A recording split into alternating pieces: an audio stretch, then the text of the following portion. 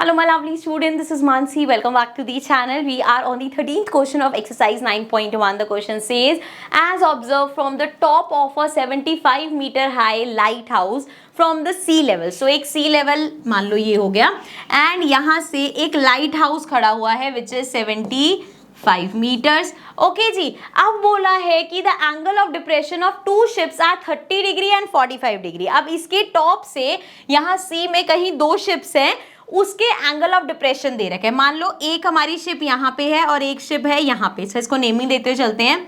Let's call this point A, इसको name देते हैं बी, ये हो गया सी, ये हो गया डी. ठीक है, अब एंगल ऑफ डिप्रेशन जो दे रखा है यहाँ से देखो बी से सी तक का पहले दे रखा होगा, एक बी से डी तक का दे रखा होगा. अब एंगल्स दे क्या रखे, देखो हॉरिजॉन्टल लाइन है.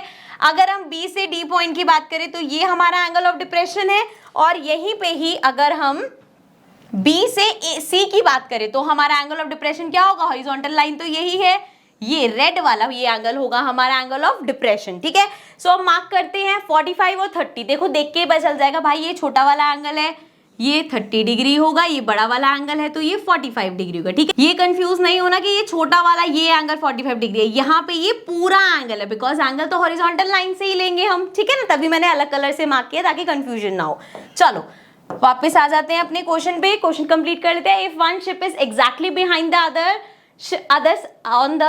if one ship is exactly behind the other on the same side of the lighthouse की सेम साइड पे है, एक के पीछे एक बनाई है हमने. Find the distance between the two ship, मतलब एक शिप ये है एक शिप ये है, तो सी और डी के बीच का हमें डिस्टेंस निकालना है. ठीक है, क्लियर है. अच्छा, लास्ट क्वेश्चन में मैंने एंगल ऑफ डिप्रेशन भी समझाया था और एक पॉइंट और समझाया था कि अगर ऐसे दो चीजें हैं, एंगल ऑफ डिप्रेशन यहाँ पे बन रहा है, सो ये एंगल हमारा इक्वल होता है इस एंगल के वर्टिकली ऑपोजिट एंगल होते हैं. विच मीन्स अगर ये पूरा एंगल 45 डिग्री है तो इसका ऑपोजिट कौन सा है, ये वाला वर्टिकली ऑपोजिट ये है ना, तो ये एंगल मेरा 45 डिग्री हो गया. इसी तरीके से अगर ये एंगल 30 डिग्री है तो इसका ऑपोजिट ये एंगल मेरा 30 डिग्री हो गया. क्लियर, फिगर समझ में आ गई तो समझ लो आधे से ज्यादा क्वेश्चन हमारा हो गया, बाकी तो बस वैल्यूज वगैरह ही पुट करते हैं ना.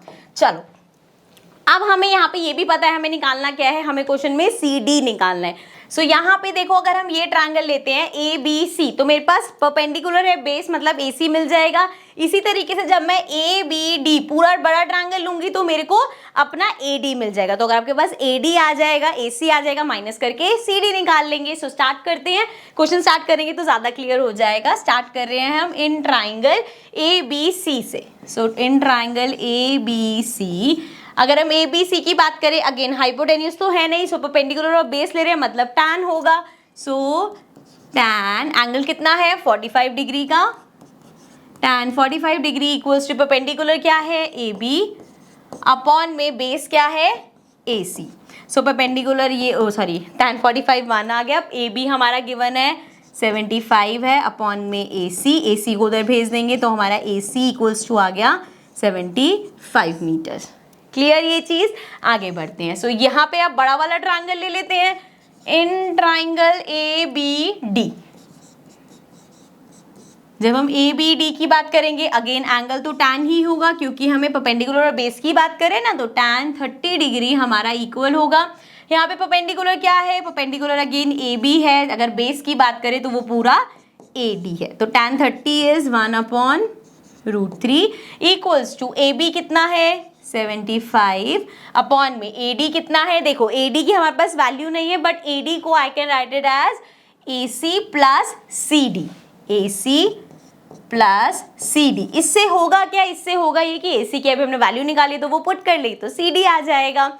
सो ये आ गया 1/√3 इक्वल्स टू यहाँ पे लिखेंगे हम 75 अपॉन ए सी क्या है हमारा अभी फाइंड किया था 75 है प्लस सी डी हमें निकालना है. देखो आप चाहते तो यहाँ से ए डी की वैल्यू भी निकाल सकते हो and then A D minus A C करके सी डी निकाल सकते हो. It's one of the same thing. ठीक है जी, सो इसको आगे लेके चलते हैं. 75 प्लस सी डी इधर चला जाएगा, √3 वहाँ चला जाएगा. सो ये हो गया 75 plus C D and this is equal to 75 साथ में √3 आ गया। अब इसमें देखो 75 यहाँ प्लस हो रहा है, इधर जाके माइनस का हो जाएगा, तो CD मेरा आ जाएगा 75 √3 माइनस 75। दोनों में से 75 कॉमन है, ब्रैकेट में आ गया √3 माइनस 1। सो CD की हमारे पास वैल्यू आ गई 75 √3 minus 1। So this was our 13 question, CD ही हमें निकालना था। अब आएंगे अपने नेक्स्ट क्वेश्चन पे, but in the next video. So I will see you all in the next video. Till then take care and